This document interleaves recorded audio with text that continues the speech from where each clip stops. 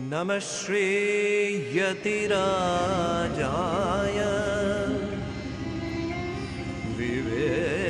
विवेकानंद सूरये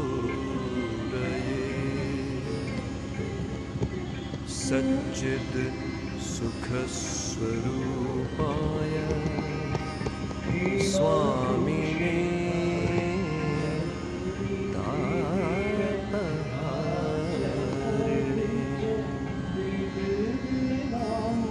जननीं शारदां देवीं रामकृष्णं जगद्गुरुं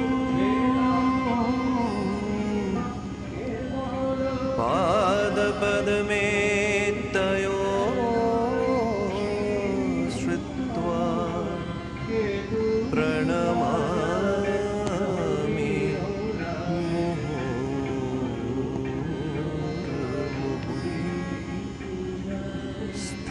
स्थापकाय च धर्मस्य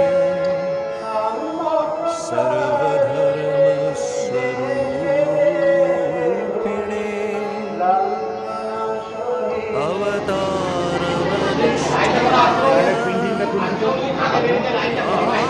रामकृष्णाय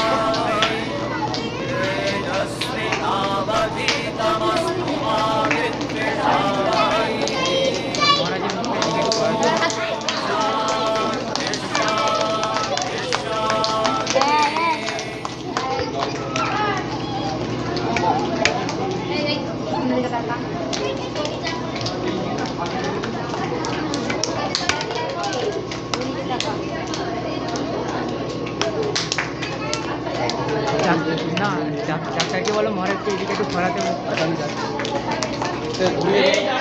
সামনেটা ক্লিয়ার রেখে এদিকে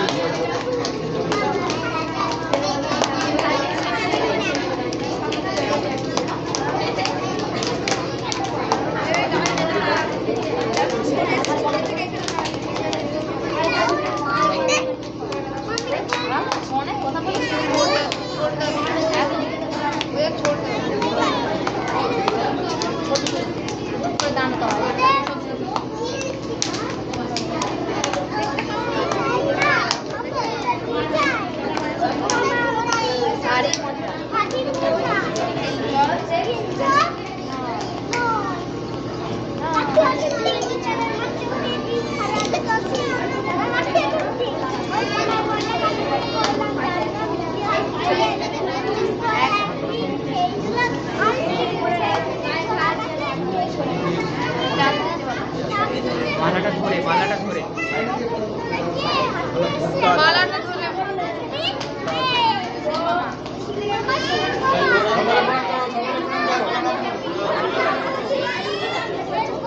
ভালোভাবে দাঁড়াও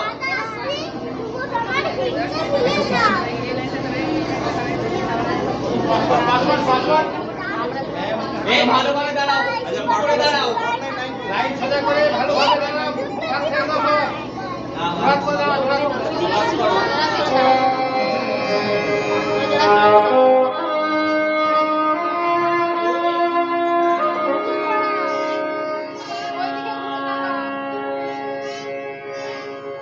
नमः श्रीयतिराजाय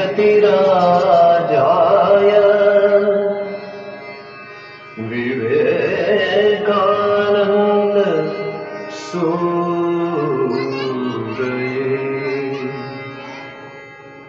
सच्चिद सुख स्वरूपाय स्वामिने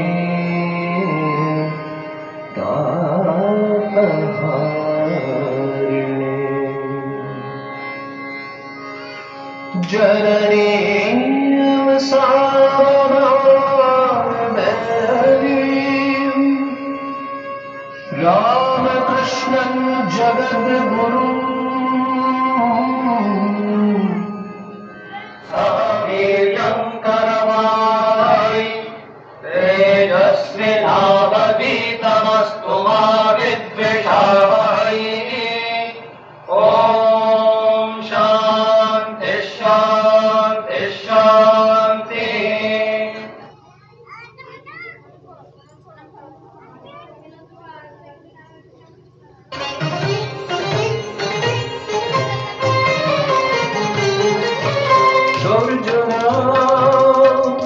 সূর্য দাও বীর্য দাও নবীন জীবন দাও পরায় পরা বিদ্যা দাও দিব্য চেতনা দাও সূর্য দাও বীর্য দাও নবীন জীবন দাও পরায় পরা বিদ্যা দাও দিব্য চেতনা দাও সূর্য দাও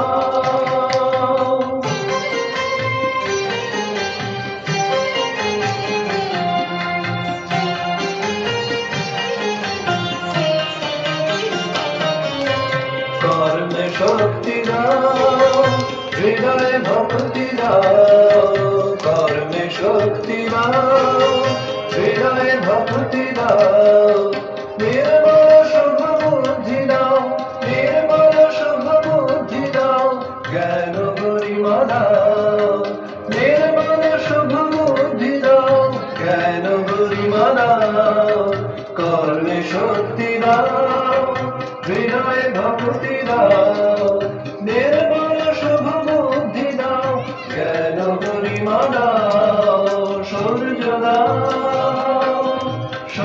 দাও বীর্য দাও নবীন জীবন দাও পরায় পরা বিদ্যা দাও দিব্য চেতনা দাও সূর্য দাও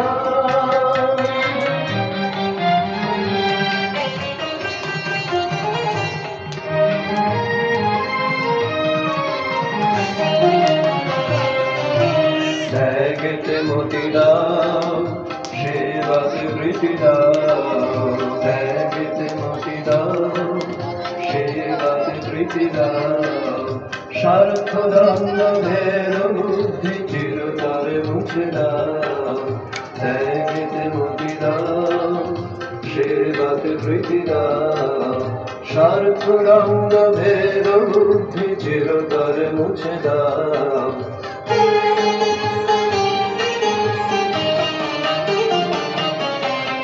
নবযুগের নবীন তন্ত্রে দীক্ষিত করো মিলন মন্ত্রে নবযুগের নবীন তন্ত্রে দীক্ষিত করো মিলন মন্ত্রে সার্থক করো জীবন মোদের সার্থক করো জীবন মোদের চরণে শরণ দাও সার্থক করো জীবন মোদের চরণে শরণ দাও সূর্য দাও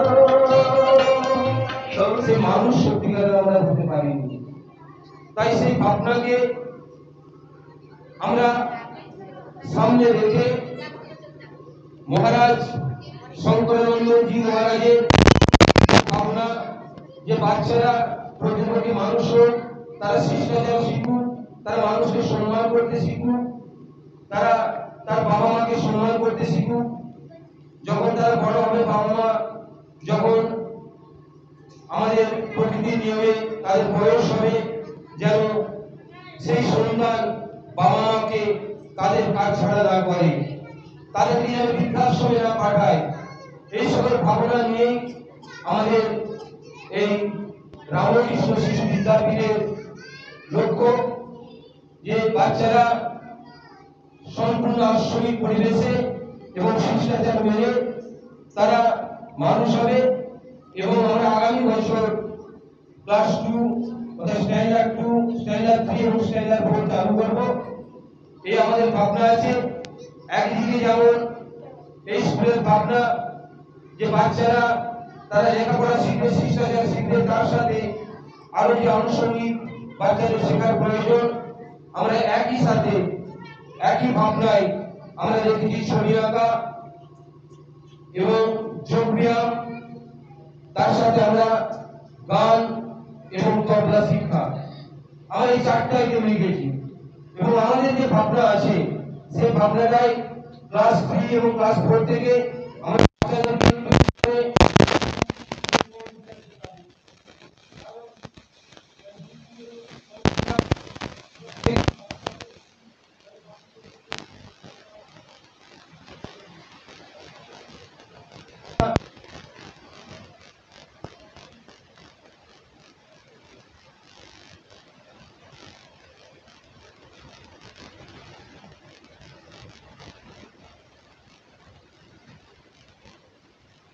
আমাদের পরম পুরুষ রামকৃষ্ণদেব তার প্রধান শিষ্য আমাদের ভারতবর্ষের রত্ন আমাদের বীর সন্ন্যাসী স্বামী বিবেকানন্দ তিনি বাঙালি হয়েও কিভাবে গোটা পৃথিবী তিনি ঘুরে বেরিয়েছেন এবং এই ভারতবর্ষের কথা গোটা পৃথিবীতে ছড়িয়ে দিয়েছেন।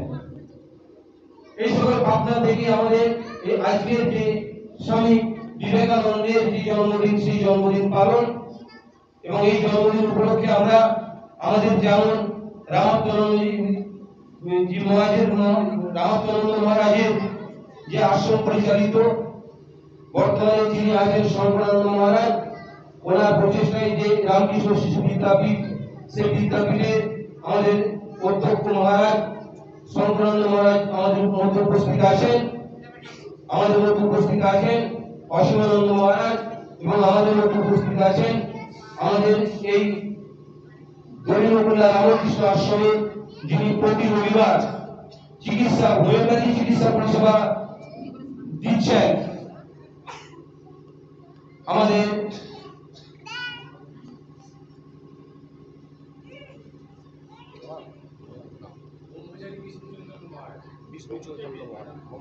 ব্রহ্মচারী বিষ্ণু চৈতন্য মহারাজ উনি আমাদের মধ্যে উপস্থিত আছেন। উনি প্রতি রবিবারই আমাদের এখানে হোমিওপ্যাথি চিকিৎসা পরিষেবা দিচ্ছেন সকাল 10টা থেকে 1টা। আমাদের ভাবনায় যেমন শিক্ষা রয়েছে ঠিক তেমনি স্বাস্থ্যের ব্যবস্থাও আমাদের মহারাজ যিনি বর্তমানে আছেন শঙ্করানন্দ মহারাজ জি আমাদের সবার প্রিয় পরম পূজ্যপাদ তিনি এই ভাবনা রেখেছেন যে একদিকে শিক্ষা চলবে একদিকে স্বাস্থ্য চলবে। আমরা প্রত্যেকটা দিন সকাল 10টা থেকে 1টা পর্যন্ত আমরা কোনোদিন হোমিওপ্যাথি কোনোদিন অ্যালোপ্যাথি চিকিৎসা পরিষেবা দেবো এবং অ্যালোপ্যাথি চিকিৎসা পরিষেবা দেবেন আমাদের যে গোয়ার্ড ইউনিট অর্থাৎ ওয়ার্ল্ড হেলথ কেয়ার প্রোভাইডার অ্যাসোসিয়েশনের সদস্যরা ওনারা বলেছেন যে আমরা মহারাজ যেভাবে বলবেন সকাল 10টা থেকে 1টা পর্যন্ত আমরা 365 দিন আমরা চিকিৎসা পরিষেবা দেব। মহারাজ তার সাথে আরো একটা ব্যবস্থা করেছেন যে স্বল্প মূল্যে অর্থাৎ 40% লেসে রক্ত পরীক্ষার ব্যবস্থা। কারণ চিকিৎসা প্রত্যেকটা মানুষ শরীর থাকলে তার চিকিৎসা করতে হয়, সেই চিকিৎসা করতে গিয়ে সুপরীক্ষা নিরীক্ষা করতে গিয়ে মানুষের অনেকটাই পয়সা আমাদের ব্যয় হয়ে যায়, সেই ভাবনাটি মহারাজ মাথায় রেখেছেন। তাই তিনি যদি কোনো মানুষ যেখানে তিনি চিকিৎসা করুন না কেন তার যদি রক্ত পরীক্ষার প্রয়োজন হয় আমাদের এই দরিদ্রকুল্লা রামকৃষ্ণ আশ্রমে 365 দিনই খোলা আছে যে 40% লেসে আমরা রক্ত পরীক্ষার সুব্যবস্থা রেখেছি। তাই আমাদের যে পরিকল্পনা সেই পরিকল্পনা আমাদের রয়েছে এবং আজকের যে উৎসব শুধু মাত্র কচিকাচাদের নিয়ে কচিকাচারা কিছুক্ষণ পরে আমাদের মহারাজরা বক্তব্য করবেন, তার সাথে আমাদের যারা অতিথিরা আছেন ওনারা ওনাদের বক্তব্য রাখবেন। তারপরে কচিকাচারা তাদের কেউ কেউ বক্তব্য রাখবেন স্বামী বিবেকানন্দের উপর, কেউ কেউ ছড়া বলবেন, কেউ কবিতা বলবেন। এখন আমরা এই মুহূর্তে আমাদের যাকে আমরা কাছে সবসময় পাই এবং পেয়েছি স্কুল তৈরি থেকে যিনি আমাদেরকে সুচিন্তিত তার মতামত তিনি আমাদের কাছে প্রদান করেছেন, উনি আমাদের গোঘাট 1 নম্বর চক্রী শিক্ষা চক্রের শিক্ষা বন্ধুনি আমাদের গৌতম হাজার মহাশয় ওনাকে বিচার কথা বলার জন্য অনুরোধ করছি।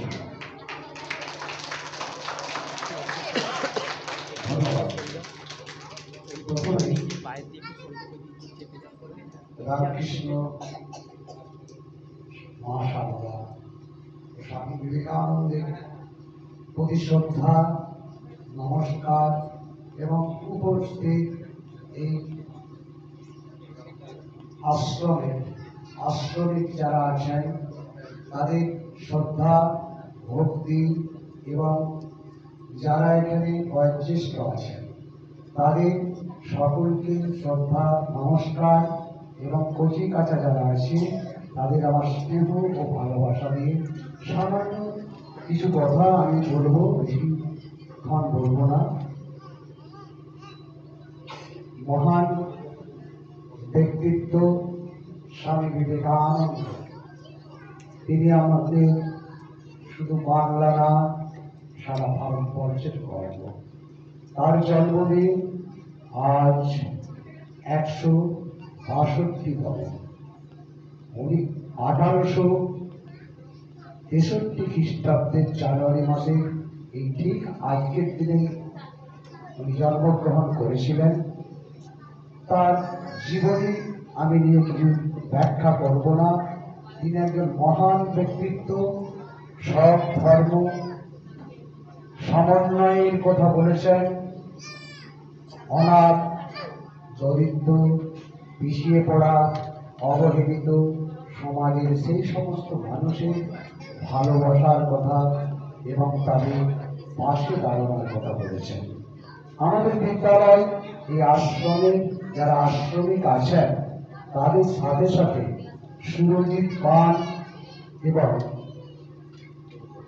তরুণ ভট্টাচার্য ও মিলন রায় এদের একনিষ্ঠ প্রচেষ্টায় বেশ কিছুদিন পরিকল্পনা মাফিক কয়েকটি গ্রামের বিশিষ্ট বিশিষ্ট মানুষদের, বিশেষ করে শিক্ষাগ্রহী যারা মানুষ, তাদের নিয়ে এই বিদ্যালয় প্রতিষ্ঠার একটা পরিকল্পনা করেন। এবং খুব ভালো লাগছে যে বিদ্যালয়টা প্রতিষ্ঠা হয়ে তাদের কাজ শুরু করেছে। বিদ্যালয়ের প্রথম বর্ষে যা ভর্তি হয়েছে সেটা অকল্পনীয়, 45-এর বেশি। আরো হয়তো কিছু কচিকাঁচা এই বিদ্যালয়ে আসবে, ভর্তি হবে। সর্বধর্ম সমন্বয়ের মধ্য দিয়ে এই বিদ্যালয় প্রতিষ্ঠিত হয়েছে এবং সর্বধর্ম সমন্বয়ের মধ্য দিয়ে এই বিদ্যালয়ের সমস্ত কার্যাবলী, পঠন পাঠন সমস্ত কিছু চলবে। বিদ্যালয়ের দেওয়ালে আনুষঙ্গিক যে ছবি, তাই বিদ্যালয়েরই যারা শিক্ষক তাদের মধ্য দিয়েই আমাদের সামনে উন্মোচিত হয়েছে। বিদ্যালয়ের শিক্ষক শিক্ষিকা যারা আছেন তারা সর্বদাই স্নেহের সাথে কচিকাঁচাদের কান্না ভুলিয়ে তাদের শিক্ষা দেওয়ার যে পদ্ধতি, সেই পদ্ধতি সঠিকভাবে অবলম্বন করার চেষ্টা করছে। আমি ঠাকুরের কাছে কামনা করব এবং আন্তরিকভাবে চেষ্টা করব বিদ্যালয় যাতে আগামী দিনে আরো সুন্দরভাবে এগিয়ে যায় গঠনমূলক কাজে। যেটা একটু আগে আমার পূর্ববর্তী বক্তা সুরজিৎ পানবাবু মহাশয় বলছিলেন, এই সমাজে শুধু শিক্ষা গ্রহণ করা নিজের কাজের জন্য নয়, সমাজ সচেতন হয়ে সমাজের মানুষের, দুর্বল মানুষের, অবহেলিত মানুষের পাশে সব ধর্মেই সে কথা বলেছে। যে কোনো মানুষ বিপদে পড়েছে, ধর্ম কোনো জাত পাত নির্বিশেষে এই বাচ্চারা সেই শিক্ষা যেন গ্রহণ করতে পারে, আগামী দিনে তারা যেন সেই পথেই চলে। এবং সকলকে আরেকবার শ্রদ্ধা, নমস্কার এবং স্নেহ ও ভালোবাসা জানিয়ে আমি আজকের এই বিবেকানন্দের জন্ম দিবস পালনের যে উদ্যোগ তাকে সাধুবাদ জানিয়ে আমি আমার কথা এভাবেই শেষ করছি। নমস্কার। নমস্কার, ধন্যবাদ আমাদের গৌতম হাজরা মশাইকে। আমরা এখন আমাদের যিনি প্রত্যেক রবিবার সকাল 10টা থেকে 1টা পর্যন্ত হোমিওপ্যাথি চিকিৎসা পরিষেবা দেন আমাদের পরম পূজ্যপাদ ব্রহ্মচারী কৃষ্ণ চৈতন্য মহারাজ শ্রীরামকৃষ্ণ সেবাশ্রম লীলগা চাঁদরা হুগলি। উনি ওনার রুগী বসে আছেন, তাই ওনাকে ছেড়ে নিতে হবে। তাই ওনার বক্তব্য এখন আমরা নেব। মহারাজকে আমরা কিছু বলার জন্য অনুরোধ জানাচ্ছি।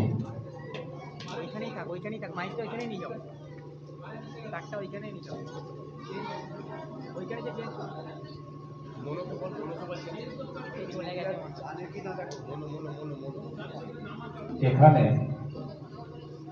উপস্থিত আমার মহারাজজি, সত্যের মহারাজজি এবং আমার ভক্ত মা এবং ছোট্ট ছোট্ট শিশু সন্তান তুল্য নারায়ণদের প্রতি আমি আমার ভালোবাসা, মহারাজদের প্রতি আমার প্রণাম। সবার আগে ঠাকুর মা স্বামীজির চরণে আমার শতকোটি প্রণাম জানিয়ে আমি আজকে যে বিশেষ এই যে উদ্যোগ, এই যে একটা শিক্ষা প্রতিষ্ঠান আজ থেকে শুরু হতে চলেছে, তাই এটা আমি শুনে আমি বেশ কয়েকদিনই আসছি, প্রায় 1-1.5 মাস হলো এখানে একটু হোমিওপ্যাথিক পরিষেবা দেওয়ার জন্য আসছি। আমার শুনে খুব ভালো লেগেছে। আমি এখানে যারা উপস্থিত আছেন মা এবং বাবারা, যাদের জন্য এখানে এই অ্যারেঞ্জমেন্ট হয়েছে, তাদের গার্জিয়ানদেরকেই আমি বিশেষ করে বলবো, আজকের দিনটা এক বিশেষ দিন, এটা আমরা সবাই জানি।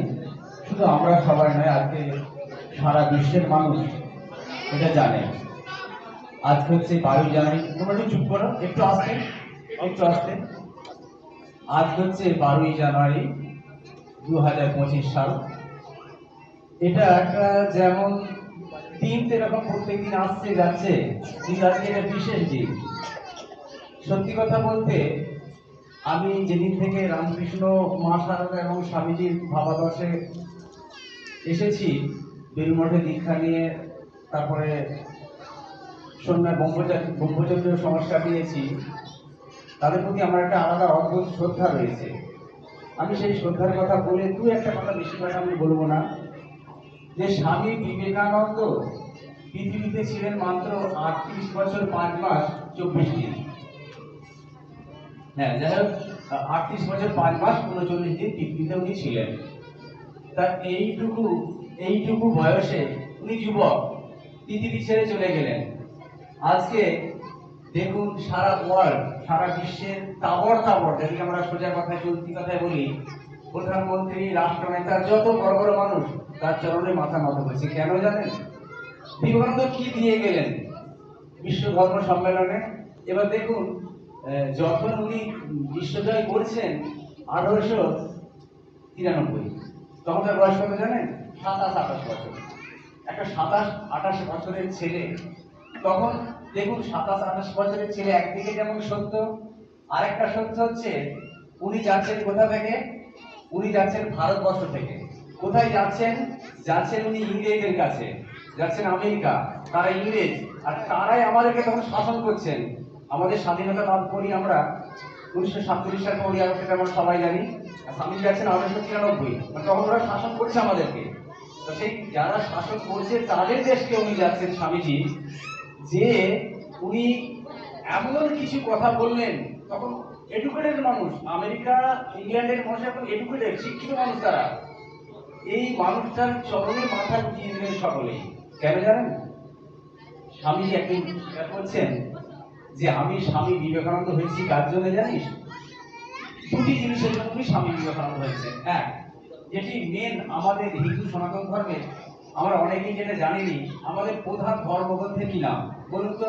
হিন্দু সনাতন ধর্মের প্রধান ধর্মগ্রন্থের কি নাম? মুসলমানদের হচ্ছে কোরআন, খ্রিস্টানদের বাইবেল, হিন্দুদের কি? বেদ। হিন্দুদের প্রধান ধর্মগ্রন্থ হচ্ছে বেদ, যার সনাতন ধর্মের শ্রেষ্ঠ ধর্মগ্রন্থ হচ্ছে বেদ। বেদটাকে তো পুরোপুরি পড়া সম্ভব না, আমাদের 4টে ছোটবেলায় নামদায় পড়েছে, একে যত দুনিয়া পড়তে নিয়ে যেত 4টে বেদ, 4টে বেদ, ঋক, সাম, যজু, অথর্ব। এগুলো একটু বলে দিচ্ছি, 1 মিনিটের মধ্যে বলেছি। ওই বেদটা পড়া আমাদের পক্ষে সম্ভব নয়। সাধারণ মানুষের জন্য মুনি ঋষিরা কি করলেন? ওর নির্যাসটাকে দিয়ে দিলেন, সেটার নাম হচ্ছে উপনিষদ বা বেদান্ত। আর স্বামীজি বিশ্বে প্রচার করলেন বেদান্ত। বেদান্তে কি আছে? যদি এই তত্ত্বটা আমরা এখানে যতজন বসে আছি, এদের কথা আমি বলবো, আপনারা আজ থেকে না এক দিব্য আনন্দে জীবনযাপন করতে পারবেন। ভালো ঘুম হবে, ভালো খিদে হবে, এত সুন্দর আনন্দে জীবনযাপন করতে পারবেন। এটা হচ্ছে স্বামীজির তত্ত্ব। স্বামীজি একটা বলছেন আমেরিকায়, বলছে যদি মানুষ তার নিজের স্বরূপ জানতে পারতো তাহলে কি ভালোই না হতো। আমরা জানি আমি কে, আমরা কে। দেখুন এখানে এক মহারাজ সুন্দর করে একটা কাগজে লিখেছেন আত্মা কি। যদি আমরা প্রত্যেকেই জানতে পারি আমাদের আসল স্বরূপ, তাহলে আমরা দিব্য আনন্দে থাকবো। কি স্বরূপ? আমরা হচ্ছি আত্মা। আত্মাটা কি? যার কোনো জন্ম মৃত্যু নেই, যেটা নিত্য মুক্ত, যেটা আনন্দ স্বরূপ, সবচেয়ে আনন্দ। তা স্বামীজি বারবার সমস্ত মানুষকে বলছেন, সাধু সন্ন্যাসীদের যে তোরা যারা দায়িত্ব নিয়েছিস, যারা আচার্য ধর্ম প্রচার করছিস, তাদেরকে আমি বলবো ঘরে ঘরে যা, গায়ে গায়ে যা, প্রত্যেকে শোনাকে যা, যে তোমরা হচ্ছে আনন্দ স্বরূপের অধিকারী, তোমরা অমৃতের পুত্র, অমৃতস্য পুত্র। স্বামীজি বলছেন, এক উপনিষদের কথা বলে বলছেন। এই তত্ত্বটা আমি সবাইকে বলবো। আমরা আজকে এসেছি বারুই জানি, কিন্তু স্বামীর জন্মদিনে স্বামীজি কি বলতে চেয়েছেন আর কি বলেছেন তোমরা ভালো করে স্বামীজির বাণীতে পড়া, কিছু করার দরকার নেই। এবার দিয়ে যারা মাস্টারমশাই স্কুলে আছেন তাদেরকে বলবো স্বামীজিকে ভালো করে পড়ুন, স্বামীজিকে পড়ে এই শিক্ষাটা এই বাচ্চাদের মধ্যে চালিয়ে দিন। দেখুন এই দেশের জীবন ধারণ এই অন্তত নতুন চেহারাটা বদলে যাবে, পাল্টাতেই হবে, হতেই হবে। স্বামীজির কথা তোমরা সবাই ভালো করে বিবেকানন্দকে পড়ো। এখন তো খুব সোজা হয়ে গেছে, ইউটিউব চ্যানেল টিপে দাও, সব দিয়ে দেবে বিবেকানন্দের বাণী। দেখুন স্বামীজি বলছেন যে বেদান্তের সে যে পুরো রহস্য, খুব কঠিন তত্ত্বগুলোকে স্বামীজি নিজে বলছেন আমি এমন একটা জিনিস দিয়ে পাক করে তৈরি করে দিয়ে যাবো, একটা বাচ্চা শিশু যেটা হজম করতে পারে। আপনারা ভালো করে পড়ুন, মাস্টার মশাইদেরকে ভালো করে বলবো বিবেকানন্দকে পড়ুন, পড়ে আর এই বাচ্চাদের মধ্যে সেই খবরটা চালিয়ে দিন। আমরা তো এখানে এসেছি কি জন্য? শিক্ষার জন্য, যে ছেলেকে মানুষ করতে হবে। তো স্বামীজির শিক্ষা কিন্তু আলাদা। এই যে গতানুগতিক শিক্ষা চলছে, এই শিক্ষাটা স্বামীজি পছন্দ করতেন না। স্বামীজি দুটি কথা বললেন। কি বললেন? বলছেন আমি এমন শিক্ষা চাই যে শিক্ষায় মানুষকে মানুষ করে না, সেটা কোনো শিক্ষা নয়। আর যে শিক্ষা মানুষকে দেবতা করে না, সে আবার কিসের শিক্ষা? তোমরা সবাই দেবতার যে তত্ত্ব আমাদের প্রত্যেকের মধ্যেই রয়েছে, কিন্তু আমরা সেটা প্রকাশ করতে পারিনি। কিরকম ভাবে? একটি সুন্দর ছোট্ট গল্প দিয়ে আমি বোঝাই। দেখো আমাদের মধ্যে কত কোয়ালিটি রয়েছে, বাবারা শুনবেন, এটা আমরা সবাই জানি, মহারাজ সবাই জানে। আমাদের প্রত্যেকের মধ্যে কি কোয়ালিটি আছে দেখুন। পোটেন্সি, স্বামীজি বলছেন পোটেন্সি, এটাকে জানাতে হবে। আর ধর্মটা কি? ধর্ম হচ্ছে একটা এমন ভাব যা পশুকে মনুষ্যত্বে মানুষকে দেবত্ব নিতে পারে। আমরা যদি ধর্ম গ্রহণ করি, যদি কেউ পশু থাকে সে মানুষ হয়ে যাবে, যদি মানুষ থাকে আমরা দেবতা হয়ে যাবো। এটা হচ্ছে ধর্মের কোয়ালিটি। এটা তোমরা যদি ভালো করে বুঝতে পারো, দেখবে তোমরা ধন্য হয়ে যাবে যে সত্যি এত সুন্দর জিনিস আছে, আমরা একটা ভক্ত তৈরি আছে আমাদের মধ্যেই আছে। এটা কি বলি, এটা ঠাকুর রামকৃষ্ণের গল্প বলছে। একটি সিংহ তার পেটে বাচ্চা অবস্থায়, সিংহী বাচ্চা অবস্থায়, সে একটা বনেতে গেছে শিকার করতে যেয়ে দেখে অনেকগুলো ভেড়া চলছে।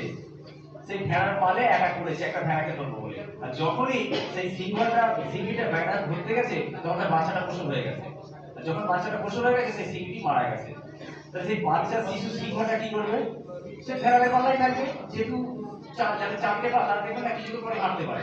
মানুষের মতো নয়, মানুষের 1 বছর আগে হাঁটা শিখবে, কিন্তু ওই সিংহ যেহেতু চারটে পা, সে কিন্তু কিছু করে আস্তে আস্তে হাঁটা শিখে গেছে। একটু হাঁটছে, ওই ভেড়ার পাল্লাই করে চলে গেছে ওরা যেখানে থাকে। আবার তারপর দিকে এসেছে, আস্তে আস্তে ওই সিংহটা কি হলো, ওই ঘাস খেয়ে বড় হয়ে গেল। আচ্ছা মা বলো তো, ওই সিংহটা যখন বড় হয়ে গেল, দেখতে কেমন হবে? সিংহের মতো হবে না ভেড়ার মতো হবে? সিংহের মতোই হবে। দেখতে কিন্তু সিংহ, কিন্তু আসে কোথায়? ভেড়ার পাল্লায় আছে। সেখানে নিজেকে কি ভাবছে? আমি ভেড়া করছে, ঘাস খাচ্ছে। কিছুদিন পর আরো একটা সিংহ এসেছে। সে এসে দেখে কি ব্যাপার, এই ভেড়ার পাল্লায় করে একটা এরকম আমার মতো সিংহ, এত শক্তিশালী, ওই ভেড়ার মতো সিংহ যখন ভ্যাভা করছে, ঘাস খাচ্ছে, ওকে ধরেছে। বাকি ভেড়াকে ধরে না, কিন্তু ওই সিংহটাকে ধরেছে। তুই তো সিংহ, তুই এরকম ভেড়ার মতো জীবনযাপন করছিস, তুই আমার সঙ্গে। ওকে টেনে এনেছে, এটা একটা খুব ওই নদীর পাড়ে এনেছে। এদের মুখটা দেখ, তোর মুখটা দেখ, হাড়ির মতো আমার, আর তোর মুখটা দেখ হাড়ির মতো। তুই ভেড়ার মতো জীবনযাপন করছিস, যেহেতু ওর একটু মুখে মাংস দিয়েছে। তখন সে হুঙ্কার, সত্যি তো তাই মা, আমরাও তাই। আমরা সবাই নাই ভেড়ার পাল্লায় পড়ে যে আমরা নিজেদেরকে ভেড়া ভাবছি। আচ্ছা মা বলো তো, ওই সিংহটাকে সিংহ হতে কোনো সাধনা করতে হবে? শুধু নিজেকে চিনে নিতে হলো, ও তো সিংহ হয়েই আছে। সেরকম আমরাও ভেড়ার পাল্লায় পড়ে নিজেদেরকে ভাবছি ভেড়া, আমরা ভেড়া নই, আমরা সিংহ। ওই শুধু জেনে নিয়ে আমি কে, এই তত্ত্বটা স্বামীজি বলতে দিয়েছে। আর তোমরা মাই তোমার শিশুদেরকে, তোমার এই কন্যা সন্তানদেরকে, এদেরকে ওইটা শেখাও। প্রত্যেকটা ছেলের মধ্যে এখন কোয়ালিটি রয়েছে অসীম, যে বিবেকানন্দ হতে পারে। স্বামীজি বলছেন যে প্রত্যেকের মধ্যে এই কোয়ালিটি রয়েছে, যদি তোমরা জানাতে পারো তাহলে তোমরাও বিবেকানন্দ হতে পারবে। আর দেখুন সেই একটু 27-28 ছেলে বিশ্ব কামিয়ে দিয়েছিল যখন আমাদের দেশ পরাধীন। সেই ছেলেটাই গেছে ওই খেলাতে, তাদেরকে কিভাবে করলো, উনি শ্রেষ্ঠ হলেন ধর্ম মহাসভায়। কি বললেন স্বামীজি? শুধু পরিষদের কথা বললেন। প্রত্যেকের মধ্যেই আত্মা রয়েছে, যার জন্ম নেই সে নিত্যমুক্ত। আত্মা কোথায় থাকে? উপনিষদ বলছে প্রত্যেক মানুষের নাভি থেকে দর্শন করে। সেটা আনন্দ, সচ্চিদানন্দ। আমরা সচ্চিদানন্দ হয়ে আরেকটা গল্প বলে আমি কি করবো। রামসেতু একটা খুব সুন্দর গল্প বলছে একজন ধোপা, তার হাতে একটা ডায়মন্ড ছিল, ডায়মন্ড মানে যে হীরা, হীরা ছোটবেলা থেকে দেশলা একটু বড় হয়ে সিলেটে কাপড়ের মতো, সে ওইটা করে কি করতো, ধোপাদের কাজ হচ্ছে কাপড় কাচা, ওইটাকে নিয়ে ও ওই ইস্ত্রির মতো ঘষতো। হঠাৎ একদিন ওর মনে হলো আছে এটা খুব সুন্দর পাথর, এটা আমি বাজারে বিক্রি করবো। তো ও গেছে একটা বিভিন্ন টাইপের মানুষের কাছে, প্রথমে একজন বেগুনওয়ালার কাছে গেছে, বিক্রি বিক্রি করে, তাকে বলছে ভাই তুমি এটা নেবে? ও তখন দেখে ওর খুব পছন্দ হয়েছে, বলছে তাই তো বলে খুব ভালো ডায়মন্ড, ভালো পাথর, আর তুই কত দাম দেবে বলো? ও বলছে আমি তোমাকে 10 কেজি বেগুন দেবো। তখনকার দিনে বেগুনের ক টাকা মূল্য, বেশি দাম নয়, তো তুমি এক কাজ করো না, আমাকে 15 কেজি বেগুন দাও, আমি এটা দিয়ে দেবো। না ভাই আমি বাজার দর বেশি করে ফেলেছি। তখন কি করলো, ও কিনে নিয়ে এলো, যে একটু বড় লোকের কাছে গেল, কাপড় টাপড় যে বিক্রি করে হচ্ছে বেশি বুদ্ধিমান, তার কাছে যেয়ে বলছে ভাই একটা নেবে, আমি এটা বিক্রি করবো। তখন সে বললো তার খুব পছন্দ, ভালো ব্র্যান্ডের হয়তো হতে পারে। তখন বলছে আমি এক কাজ করে তোমার 900 টাকা দেবো, আপনি 1000 টাকা করুন না, তাহলে দিয়ে দেবো। না ভাই আমি বাজার দর বেশি করে ফেলেছি। তখন সে আবার নিয়ে চলে এলো, তার ইচ্ছে কারণে বিক্রি করতে, যদি বিক্রি করতে কিন্তু লস হয়ে যেত। তখন সে কোথায় গেল জানো, জহুরির কাছে গেল, যে আসল হিরো ছেলে, তাকে যেতে দেখাতেই সে বলছে তুমি এই এত ভালো ডাক্তার কোথায় পেলে?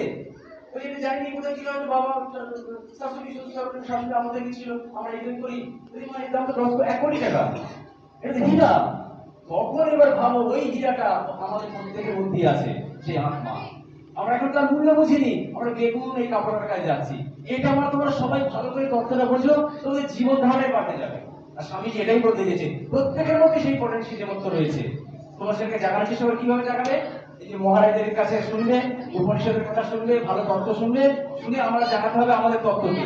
এই যে বাচ্চা বাচ্চা ছোট ছোট শিশুদেরকে তোমরা যদি সেইভাবে তোমরা মা তৈরি হও, বিবেকানন্দের মা হও, ভুবনেশ্বরী দেবী হও, ভগবতী দেবী হও, ভুবনেশ্বরী দেবী হও বিদ্যাসাগরের মায়ের মতো, আর কি নেতাজি মায়ের মতো উভয় দেবী হও, তোমাদের ছেলেরাও দেখবে নেতাজি বিবেকানন্দ বিদ্যাসাগর হয়ে যাবে। এইটা আমার সার কথা মাস্টার মশাইদেরকে বলবো, তোমরা শুধু বিবেকানন্দকে ভালো করে পড়ো, ওদের মধ্যে এই ভাবটা চালিয়ে দাও, দেখবে তোমার ছেলে একটা প্রকৃত খাঁটি মানুষ হয়ে যাবে। যখন তোমার ছেলে আইপিএস অফিসার হবে, তোমার ছেলে বড় ডাক্তার হয়ে যাবে, ভালো মাস্টার হয়ে যাবে, তখন মায়ের জিজ্ঞাসা হয়ে যাবে না, তখন ঠিক ঠিক শিক্ষা দাও, হতেই হবে, স্বামীজি বলছে এটা হতেই হবে, এটাই লজিক। যাই হোক, স্বামীজি ঠাকুমা স্বামীজির চরণে সকলের চরণে প্রণাম জানিয়ে আমি আমার বক্তব্য শেষ করি, কারণ আমার পেছনে আছে কারণ। सहनौ भुनक्तु सह वीर्यङ्करवावहै ॐ शान्ति शान्ति शान्तिः हरि ओम् ॐ सबकाय च धर्मस्य सर्वधर्मस्वरूपिणे अवतारवरिष्ठाय रामकृष्णाय ते नमः। जननीं शारदां देवीं रामकृष्णं जगद्गुरुं पादपद्मे तयो सित्वा प्रणमामि मुहुर्मुहुः। नमो श्रीजतराजाय विवेकानंद सूरये सच्चित् सुख सर्पाय सस्मिने तापहरिणे। आज स्वामी विवेकानंदर 162তম জন্মদিবস।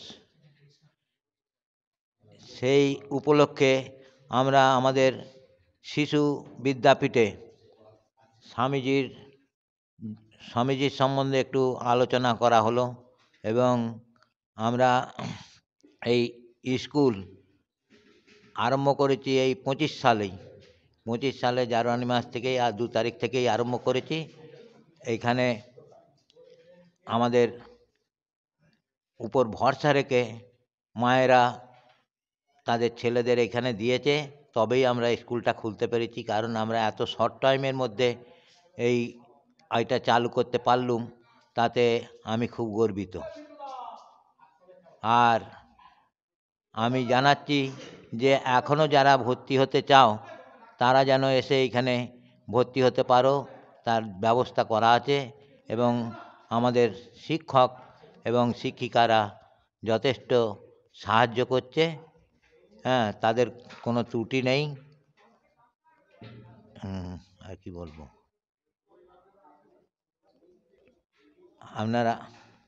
আপনারা সব আগিয়ে আসুন আশ্রমের দিকে। হ্যাঁ, আশ্রমের পরিচালন ব্যবস্থা এখন খুব ভালো হয়েছে। আগে তো আমি একাই ছিলাম, এখন আমার অনেক সঙ্গী জুটেছে এবং এখানে সব রকম শিক্ষা এবং স্বাস্থ্যর বিষয়েও আগে থেকেই চোখের একটা ছিল, এখন সেইটা আছে। কালকে ডাক্তারবাবু আসবেন, চোখের ডাক্তার, উনি এখানে অপারেশনও হয়, চোখের মানে ছানি পড়ার অপারেশন, সেইটা এখানে করা হয় এবং সেইটার বিনিময়ে আমরা ওই গাড়ি ভাড়াটা শুধু নেই, আর কিছু খরচা নেই না, নিজের গাড়ি ভাড়াটা শুধু দিতে হয়। কালকেই আসবে ডাক্তারবাবু। আর আমাদের হোমিওপ্যাথি একজন আমাদের ব্রহ্মচারী আসেন, সে হোমিওপ্যাথি চিকিৎসা করেন এবং প্রত্যেক রবিবারই উনি আসবেন। এই বলে আমার কথা শেষ করছি। আমি তাপস রায়, দরিণকুণ্ডা শ্রীরামকৃষ্ণ আশ্রম পরিচালিত দরিণকুণ্ডা রামকৃষ্ণ শিশু বিদ্যাপীঠের পরিচালন কমিটির সদস্য তথা স্কুল পরিচালন কমিটি থেকে স্কুলের বিশেষত প্রধান দায়িত্বর যতটা পারছি ততটাই আমি আমার মতো করে দায়িত্ব নিয়ে, বিশেষত যারা ভর্তি হয়েছে সে সমস্ত বাচ্চাদেরকে দায়িত্ব নিয়ে পড়াশোনা করার দায়িত্ব যেটা আছে, সেটা কিভাবে তারা মননে, সৃজনে, চিন্তাভাবনায় ও শিক্ষণশীলতায় কিভাবে তারা তাদের জীবনে স্বামী বিবেকানন্দের এই ভাবধারাকে আগিয়ে নিয়ে যাবে, সেটাই আজকে আমি দু চার কথা বলবো। প্রথমত, যেটা আজকের দিনে 12ই জানুয়ারি স্বামী বিবেকানন্দের জন্মদিন, বিশ্ববরেণ্য স্বামী বিবেকানন্দ পরম পুরুষ শ্রীরামকৃষ্ণদেবের শিষ্য। তো যেটা প্রধান বলার বিষয় যে স্বামী বিবেকানন্দ সম্পর্কে বলতে গেলে উনি হচ্ছেন সমুদ্র, ওনার কথা কখনোই শেষ হবে না। একজন মানে যতদিন উনি জীবিত ছিলেন সেই সময়কালীন ওনার যে কর্মদক্ষতা এবং ওনার যে মানুষই দেবতা, এই যে ভাবনা, এই চিন্তা ভাবনাটা সব কিছুতেই মানুষই দেবতা এবং মানুষের মধ্যেই সমস্ত কর্মক্ষমতা আছে এবং মানুষের মধ্যেই সমস্ত শক্তি বিরাজমান।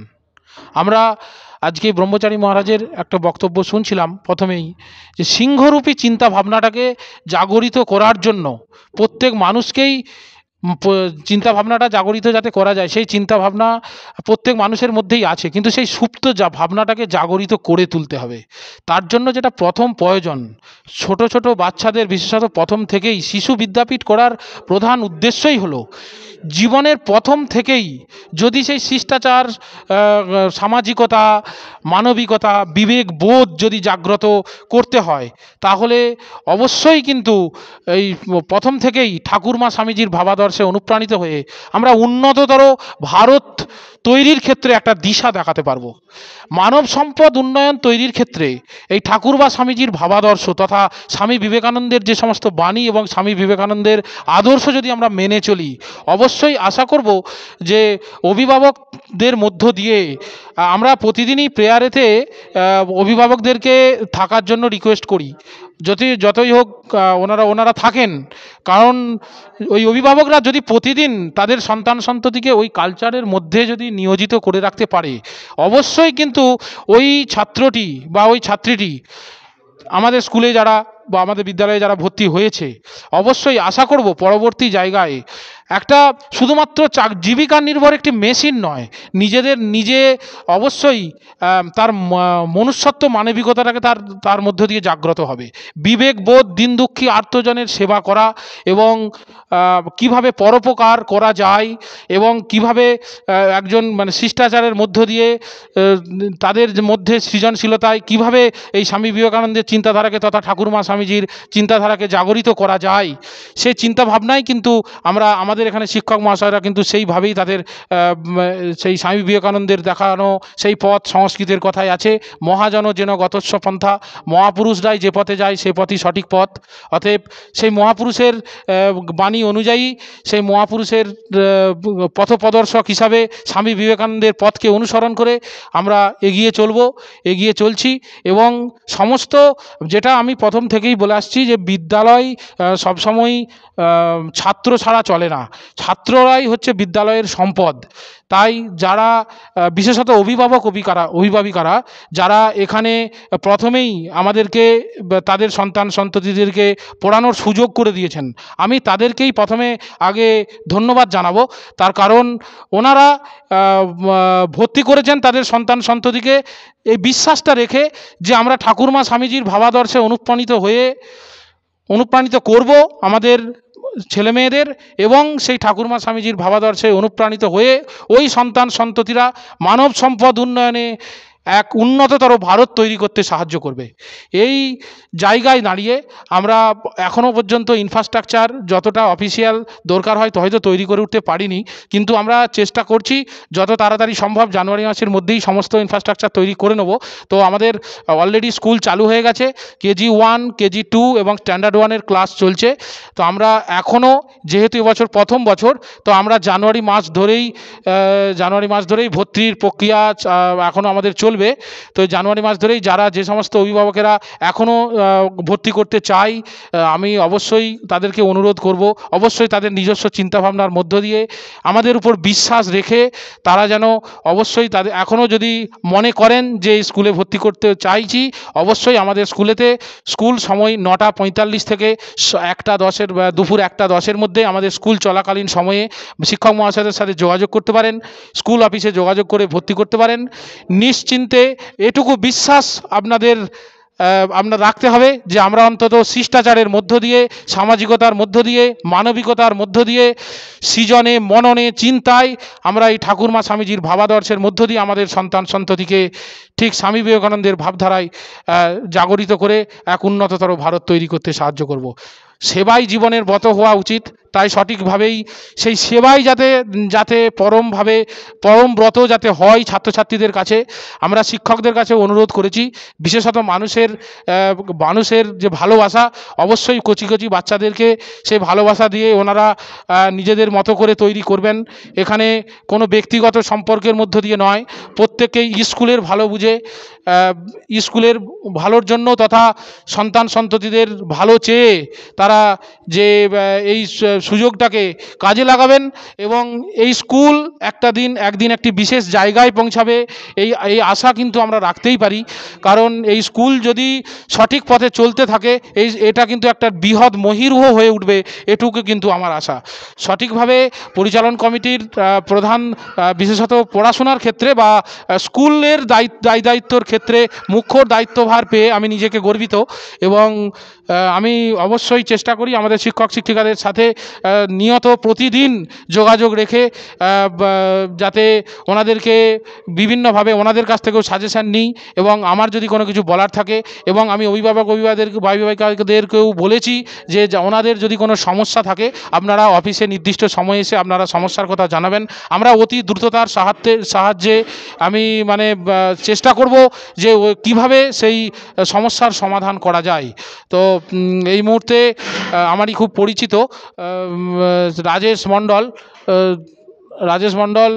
ওই আমাদের সায়েন্সের শিক্ষক, তো ওনাকে আমি ওই স্বামীজির কথা নিয়ে বা বিশেষত স্কুলের ছাত্রছাত্রীদের ব্যাপারে কিভাবে স্বামী বিবেকানন্দের দৈনন্দিন জীবনে স্বামী বিবেকানন্দকে কিভাবে অনুসরণ করতে হবে সেই নিয়ে 2-3টি কথা 1-2 মিনিটের জন্য বলার জন্য একটু অনুরোধ করছি। নমস্কার, আমি মধুময় মালিক, দরিণকুণ্ডা গ্রামে আমার বাড়ি। এই স্কুলের প্রধান শিক্ষক হিসাবে নিয়োজিত। এই স্কুলে কেজি 1, কেজি 2 এবং স্ট্যান্ডার্ড 1 নিয়ে আমাদের স্কুল শুরু হয়েছে। আগামী দিনে 2, 3, 4 এই স্কুলটাকে আমরা উন্নীত করব, এবং আমাদের এখানে 4 জন যে টিচার আছেন, রানু সরকার, রাজেশ মণ্ডল, আশিস ঘোষ, সাহেব মণ্ডল, এছাড়াও আমাদের এখানে আরও ড্রয়িং টিচার বা আমাদের গানের টিচার এবং তবলা, এই সমস্ত বিষয় আমাদের এখানে শিক্ষা দেয়া চলবে। তো আমাদের এই নতুন স্কুল, তাই নতুন স্কুলে আমরা প্রত্যেকে এখন আমরা সূচনা করেছি। তো আমরা আরও বেশি পরিষেবা দেওয়ার জন্য এখন আমরা পরিকাঠামো সেভাবে হয়তো রেডি করে উঠতে পারিনি। তো আগামী দিনে আমরা যেটুকু ঘাটতি আছে স্কুলের, সেই ঘাটতিগুলো আমরা মিটিয়ে নেব প্রত্যেকে আমরা সহযোগিতার মাধ্যমে, এবং আমরা প্রত্যেকের কাছে কৃতজ্ঞ, বিশেষ করে আমরা অভিভাবকদের কাছে কৃতজ্ঞ, কারণ ওনারা যেটাভাবে এগিয়ে এসেছেন, কারণ প্রত্যেকে আমাদের কাছে স্টুডেন্ট ভর্তি করেছেন। প্রথম বছরই ওনারা এতটুকু সহযোগিতা করেছেন, যার জন্য আমরা স্কুলটাকে চালু করতে পেরেছি, এবং আমরা চাইবো ওনাদের কাছে পরবর্তীকালে আরও বেশি আমাদের সাহায্যের হাত বাড়িয়ে দেবেন। নমস্কার। আমি আশিস ঘোষ, কোটা গ্রামের স্থায়ী বাসিন্দা। আমি দ্য আর্ট অফ লিভিং এর যোগা টিচার এইখানেতেও, এবং তার সঙ্গে সঙ্গে ম্যাথামেটিক্স আমি অঙ্ক করাই। তো এইখানেতেও সেই ডাকে আমি এসেছি এবং এই বাচ্চাদের সেবায়, বাচ্চাদের উপর পড়ানোর জন্য আমি নিজেকে উৎসর্গ করতে চাই। তো এই বাচ্চাদের মধ্য থেকে এত ভালোবাসা, এত রেসপন্স আমি পাচ্ছি, যেটা আমার জীবনে ধন্য হয়ে যাচ্ছে। মানে ভাষায় প্রকাশ করা তার মানে, যেসব বাচ্চারা যখন বলছে যে আমাদের কোমরে ব্যথা ছিল সেরে গেল, হাতে ব্যথা ছিল ব্যায়াম করার পর সেরে গেল, খুব ভালো লাগছে। তো যোগ পড়াশোনার সাথে সাথে যোগ ব্যায়াম হলো এমন একটা জিনিস যেটার মধ্য দিয়ে একটা ছেলের শরীর সুগঠিত হবে, মেডিটেশনের মধ্য দিয়ে মনের পাওয়ার বাড়বে, কনসেন্ট্রেশন, মনোযোগ, পড়াশোনার মনোযোগ বাড়বে। সেই জায়গাগুলো এর মধ্য দিয়ে হয়। এবং আমাদের এই যোগ ব্যায়ামে বহু কিছু জিনিস রয়েছে যেটা হয়তো আমরা এখনও সকলের কাছে তুলে ধরতে পারিনি। মেধা যোগা, উৎকর্ষ যোগা, ইনটিউশন প্রসেস, যেটা চোখ বাঁধা অবস্থায় একটা ছেলে সে অনর্গল পড়ে দিয়ে যেতে পারে, এবং শুধু তাই নয়, কোনো কিছু হারিয়ে গেলে সে খুঁজে দিতে পারবে চোখ বাঁধা অবস্থায়। তো এটা একটা এজের ব্যাপার আছে, 17 পর্যন্ত হবে, 17 পেরিয়ে গেলে মানে 18 পা দিয়ে দিলে আর সে বলতে পারবে না। এটা হচ্ছে একটা আধ্যাত্মিক কোর্স এবং একটু মানে ব্যয়বহুল। এখানে আমাদের এই আর্ট অফ লিভিংয়ের যেসব টিচাররা রয়েছেন, দূরপাল্লায় শ্রীরামপুরে বাড়ি, সেসব জিনিসও আছে। যাক, আমি আস্তে আস্তে করে এদের বেসিক জায়গাটাকে তৈরি করি। যদি ইনটিউশন প্রসেস করানো যায় আমাদের এইখানেতে, দারুণ একটা ছড়িয়ে যাবে। তো আমরা চাইছি সেই জায়গায়, এই সুন্দর পরিবেশে, আশ্রমিক পরিবেশে আমাদের সেই ছেলেদেরকে সেই যোগ সাধনা, যোগ ব্যায়ামের মধ্য দিয়ে শরীর সুগঠিত করে রোগমুক্ত করতে। আর তাছাড়াও পড়াশোনার মনোযোগ বাড়বে, একটা ছেলে আদর্শ, তার সুন্দর মানসিকতা গড়ে উঠবে, যেটা আমরা স্বামী বিবেকানন্দের যে ভাবাদর্শ, ওইটাকে যদি আমরা সামনে রেখে এগিয়ে যেতে পারি ছাত্রদের মধ্যে, সত্যিকারে একটা ছাত্র শিশুর মধ্যেই সব ঘুমিয়ে আছে, শিশুর মধ্যেই ঘুমিয়ে আছে। তো সেই ঘুমন্ত ইয়েগুলোকে জাগাতে গেলে এই শিশু বয়স থেকে সেগুলোকে জাগাতে হবে। তো তার মাধ্যম হচ্ছে যোগব্যায়াম, যোগব্যায়াম, মেডিটেশন। যাই হোক, এই সুন্দর পরিবেশে আমি আসতে পেরে নিজেকে ধন্য বলে মনে করছি, আর বিশেষ কিছু বলছি না। নমস্কার। আমি রাজেশ মণ্ডল, আমি এই দরিনকুণ্ডা রামকৃষ্ণ শিশু বিদ্যাপীঠ সায়েন্সের আমি টিচার। বাচ্চাদেরকে তো সকলেই ভালোবাসে, খুব ভালো লাগছে। আশ্রমিক পরিবেশ, যেহেতু স্বামী বিবেকানন্দর বা ঠাকুরের ভাবাদর্শে পরবর্তীকালে আমরা বাচ্চাদেরকে এগিয়ে নিয়ে যাওয়ার জন্য চেষ্টা করব। খুব ভালো লাগছে। অবশ্যই আমার তো অবশ্যই ভালো লাগছে, আশা করি স্টুডেন্টদেরও খুব ভালো লাগবে পরবর্তীকালে। নমস্কার, ধন্যবাদ। তুমি আমাদের স্কুলে প্রতিদিন আসো? তোমার প্রতিদিন স্কুলে আসতে কেমন লাগে? ভালো। আর তোমার এখন কি স্কুলে আসতে ভয় পাচ্ছে নাকি? না। প্রথম তুমি তো ভালোই কান্নাকাটি করছিলে, এখন আর পরের দিন থেকে কান্নাকাটি করবে নাকি? না। আর তুমি কি টিফিন নিয়ে আসো? হ্যাঁ। স্কুলের স্যাররা প্রত্যেকে ভালোবাসে তোমাকে? হ্যাঁ। আর কোন স্যারকে বা কোন ম্যাডামকে ভালো লাগে? আমি যে ম্যাডামটা আমাকে পড়ায়। আচ্ছা। মানে যেই ম্যাডামটা তোমাকে পড়ায়? আচ্ছা ঠিক আছে। আর তোমার স্কুলে এখন বন্ধু বান্ধব হয়েছে? হ্যাঁ কতজন? অনেক। একজনের নাম বলো দেখি। সব ছেলেরা। সব ছেলেরা? আচ্ছা সব ছেলেরাই ওর বন্ধু হয়ে গেছে এখন। এখন ও এই মুহূর্তে স্পেসিফিক কারো নাম মনে পড়ছে না, কিন্তু সবাই ওর বন্ধু। আচ্ছা, আর কালকে তুমি স্কুল আসবে তো? হ্যাঁ ঠিক আছে। আজকের অনুষ্ঠান তোমার কেমন লাগলো? ভালো।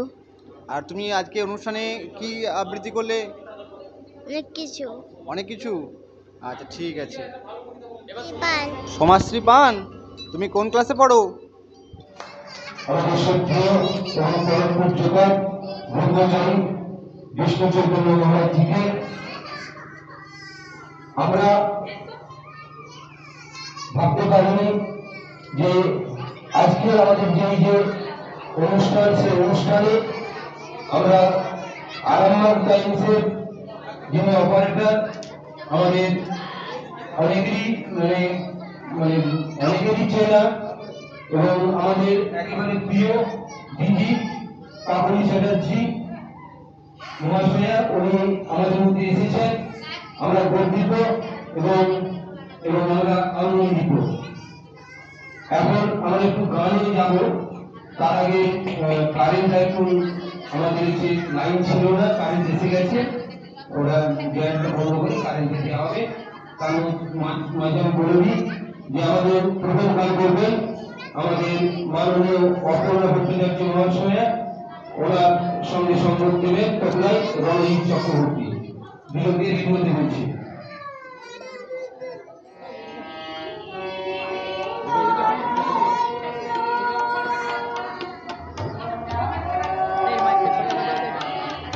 হারমোনিটা দিটার জন্য হারমোনিটা রেখে দিয়ে লকটা খুলছে, লকটা খুলে দাও, লকটা খুলে হারমোনিটা নামিয়ে দাও।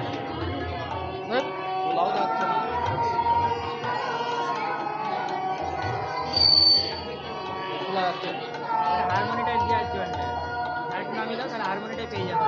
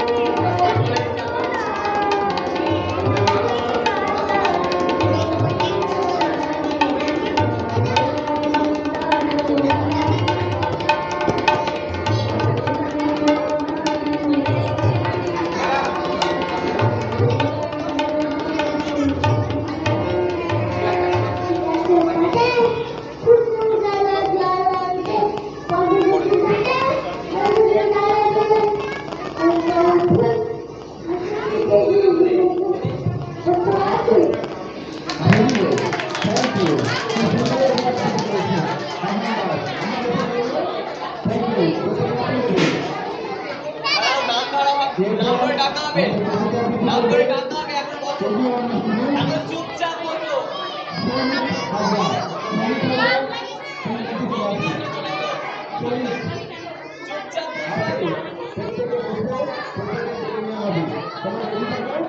যারা কবিতা আবৃত্তি করতে চায় প্রত্যেকটা নামটা দেখে নেবো, একে একে কবিতা আবৃত্তি হবে। এখন কবিতা আবৃত্তি করছে কেজি ওয়ানের স্টুডেন্ট সৌমিক হাজরা।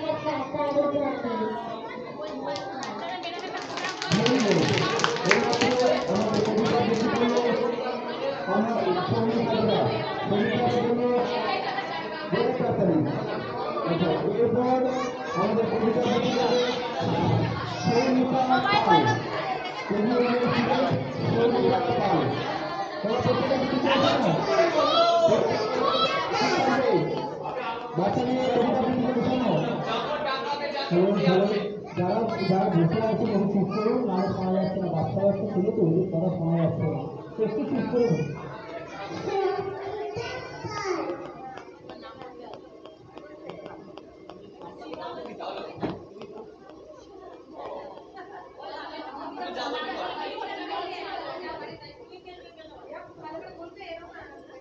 বলো সমস্যা বলো। আমি সবাই এখানে বসিয়ে নেব। বলো তুমি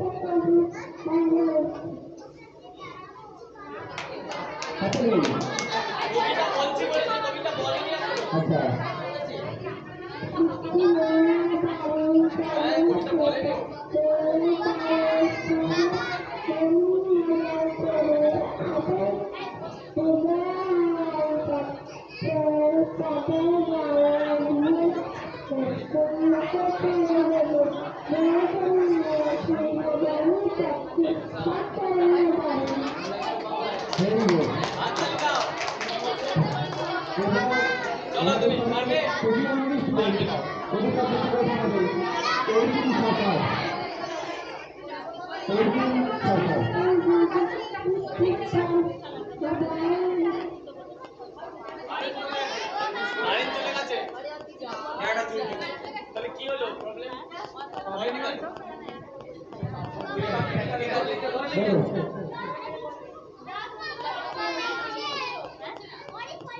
আসছে না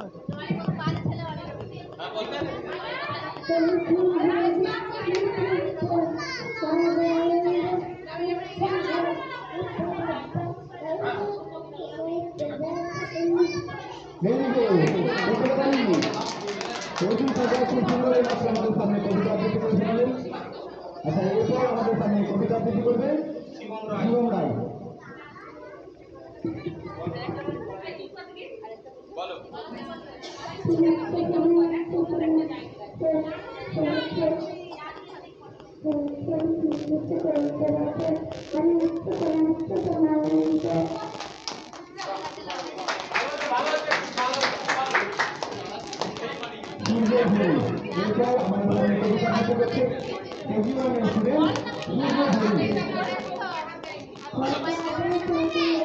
এই চুপ করে বসো না।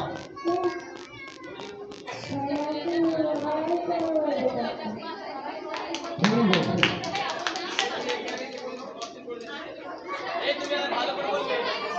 সবাই মিলে বলে দাও।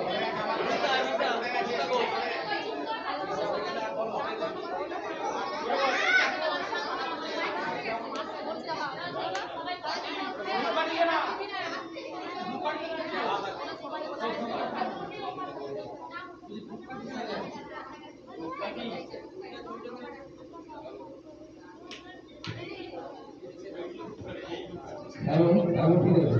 না বলো। মুসা ঘোষ, লাগিয়ে বলো।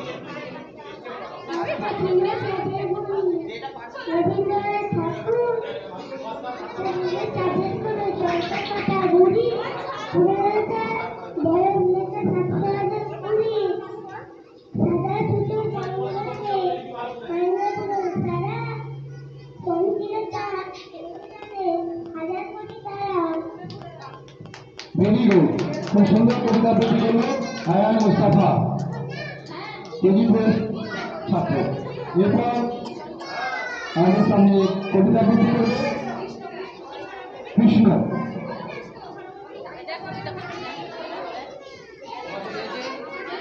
বলো কৃষ্ণ, বলো কৃষ্ণ রায়।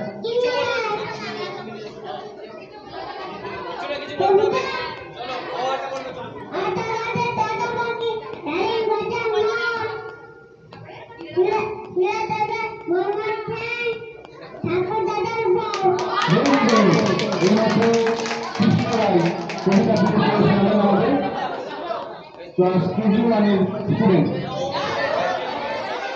এরপর কেজি ওয়ানের স্টুডেন্ট ঐশানী মন্ডল আমাদের সামনে কবিতা আবৃত্তি করে শোনাবেন।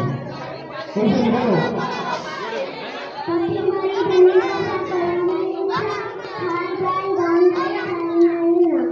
বাহ, ভেরি গুড। আচ্ছা, এরপর পঞ্চদীপ পাল। পঞ্চদীপ, তুমি কি কবিতা বলবে?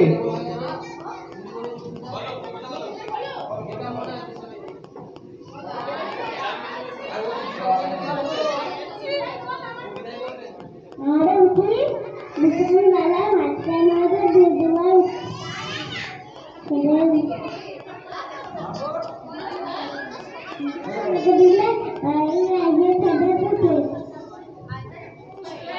আছে, ভেরি গুড। এরপর আমাদের সামনে কেজিপিএর স্টুডেন্ট রিজুয়াল কবিতা বৃত্তি করে শোনাবেন।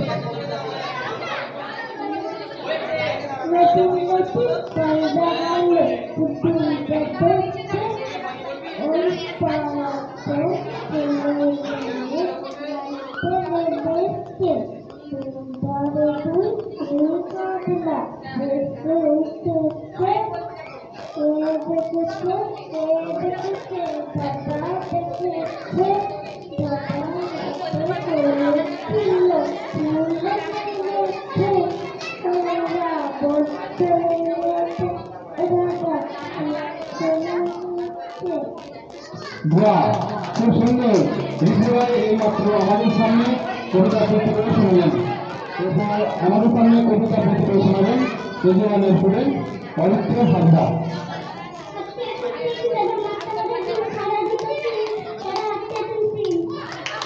বাহ, খুব দ্রুত আমাদের সামনে এইমাত্র কবিতা বৃত্তি করলেন পবিত্র হাজরা। এরপর কবিতা বৃত্তি করে শোনাবেন কৃষ্ণ হাজরা।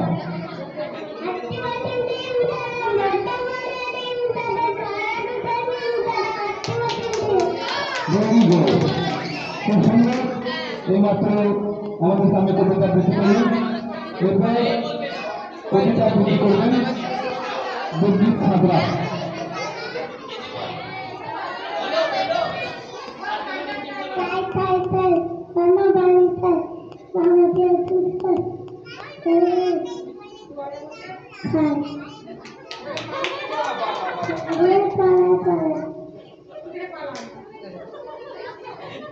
ঠিক আছে, খুব সুন্দর হয়েছে।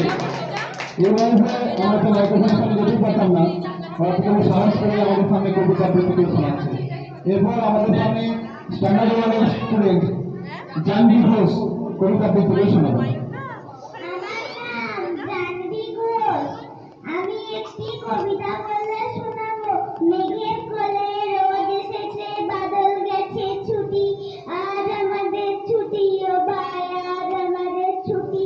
কি করি আজ ভেবে না পাই, পথ হারিয়ে কোন মাঠে গিয়ে ছুটে বেড়াই সকল ছেলের জুটি। কেয়া পাতার নৌকা গড়ে সাজিয়ে দেব ফুলে, তাল দিঘিতে ভাসিয়ে দেব চলবে ধুলে ধুলে। খুব সুন্দর। এইমাত্র জানবি ঘোষ আমাদের সামনে কবিতা বৃত্তি করে শোনালেন। এরপর কবিতা বৃত্তি করে শোনাবেন স্ট্যান্ডার্ড ওয়ানের স্টুডেন্ট পাত্র বাগ। আমি একটা কবিতা শোনাবো।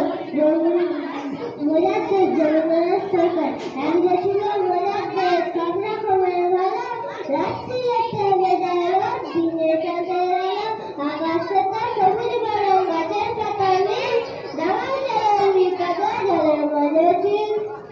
বাহ, খুব সুন্দর। কবিতা বৃত্তি করছে। আমাদের এখন কবিতা বৃত্তির কাজ চলছে। এরপর আমাদের সামনে কেজি ওয়ানের স্টুডেন্ট ঈশা দাস কবিতা বৃত্তি করে শোনাবে।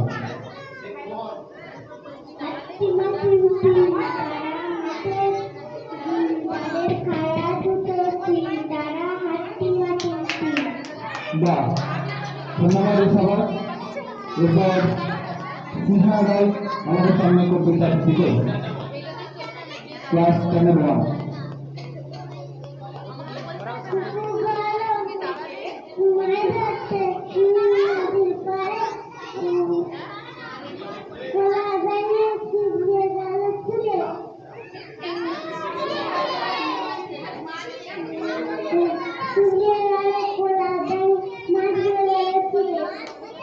বাহ, খুব সুন্দর কবিতা পেয়েছে। এরপর শেখ রহমান আমাদের সামনে কবিতা বৃত্তি করে শোনাবেন।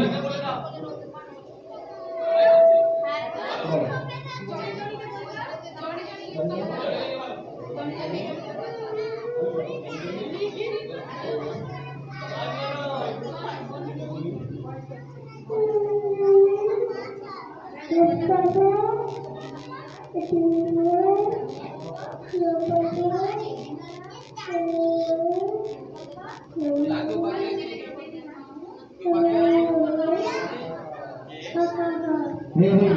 এইমাত্র রোহান আমাদের সামনে কবিতা লিখেছে। রোহান, ভাষা কি লিখি?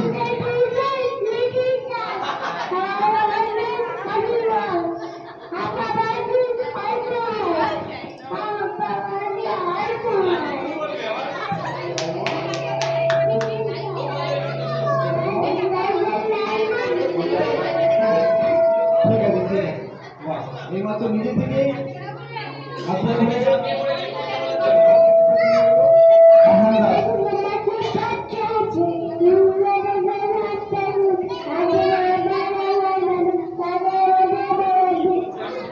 অর্জুন সরকার নিজে থেকে কবিতা বের করে শুনে যাচ্ছে। এবার আস্তে আস্তে সাউথ ভাঙছে, সাউথ হচ্ছে ভয় ভাঙছে। আচ্ছা, এরপর আজকে কবিতা থেকে শোনাবে। আচ্ছা, অরিত্র তুমি শোনাবে। আচ্ছা, অরিত্র বলবে, তারপর শোনাবে।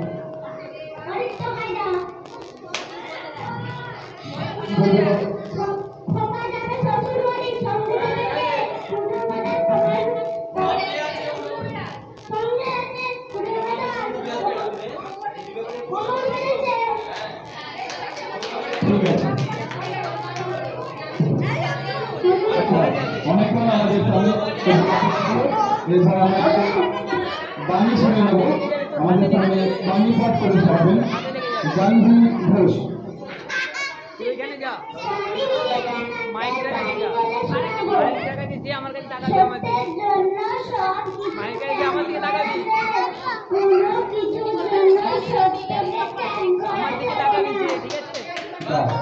আরেকজন আমাদের সামনে বাণী পাঠ করবেন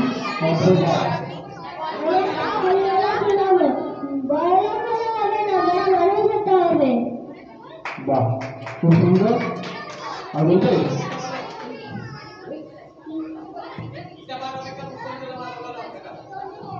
জনি জনি বলবে।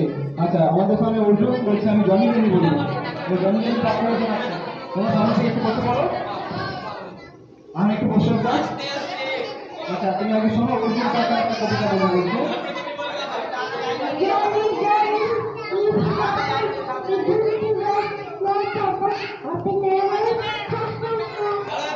Very good. এরপর অর্জুন সরকার আমাদের কবিতা বলতে শোনা গেল।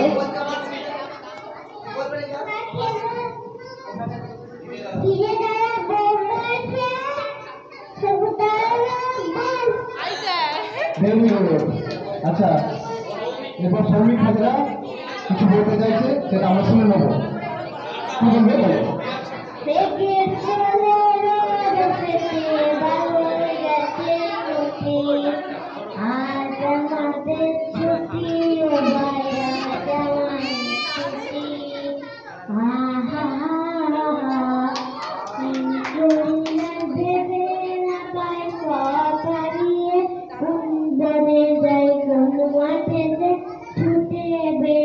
সকল ছেলে জুটি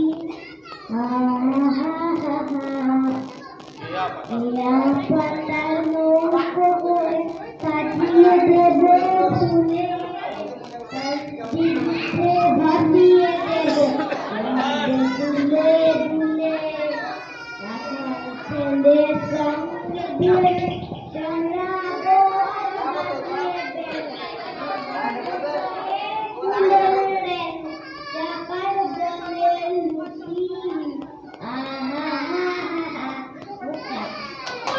থ্যাংক ইউ।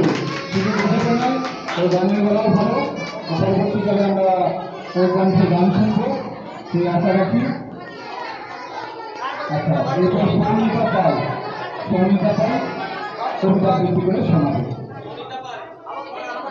সৌমিতা পাল। আমার নাম সৌমিতা পাল। আমি একটা কবিতা বলে শোনাচ্ছি।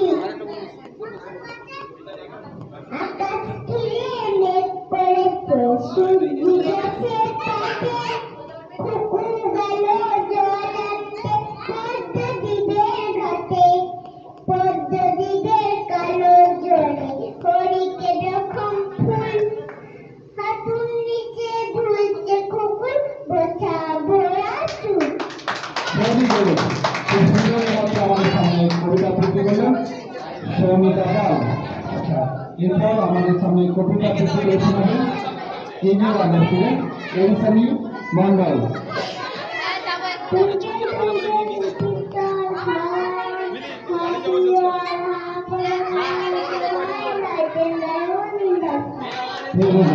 আচ্ছা আমান, তুমি কি করবে?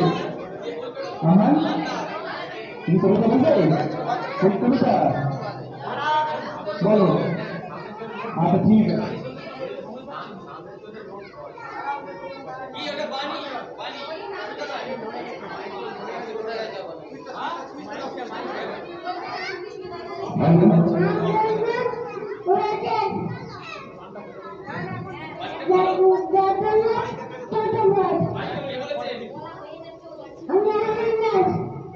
আচ্ছা, এইমাত্র আমাদের রামকৃষ্ণদেবের একটা খুব সুন্দর বাণী আমাদের সামনে পাঠ করে শোনাবেন, যাতে আমার কথা।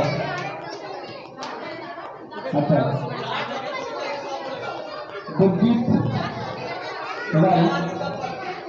দেবজিৎ সাঁতরা আমাদের সামনে একটা কবিতা আবৃত্তি করে শোনাবেন।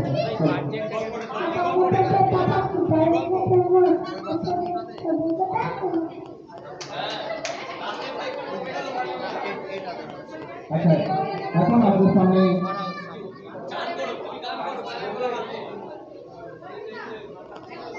একটা কবিতা আবৃত্তি করে শোনাবে সৌভিক হাজরা।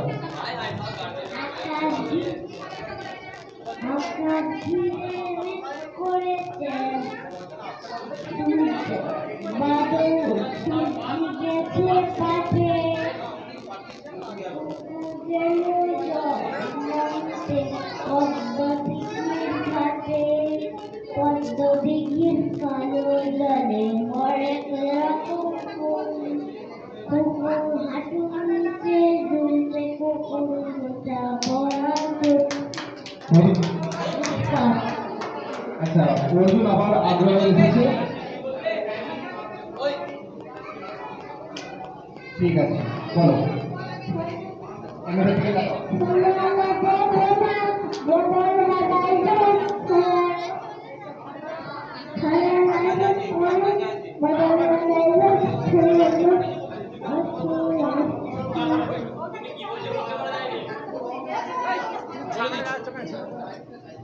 আচ্ছা, আরেকবার ও বলবে, ভালো করে বলবে।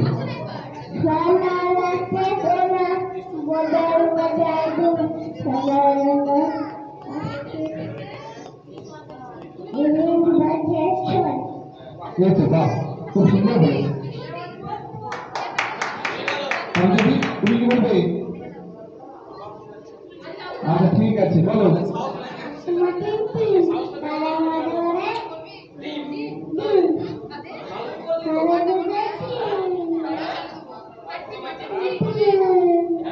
Very good.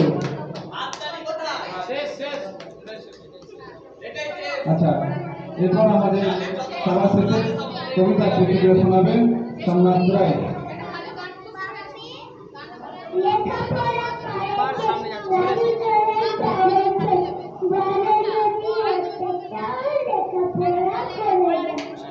ঠিক আছে, তুমি লেখাপড়া করো তো? ঠিক আছে, ভালো করে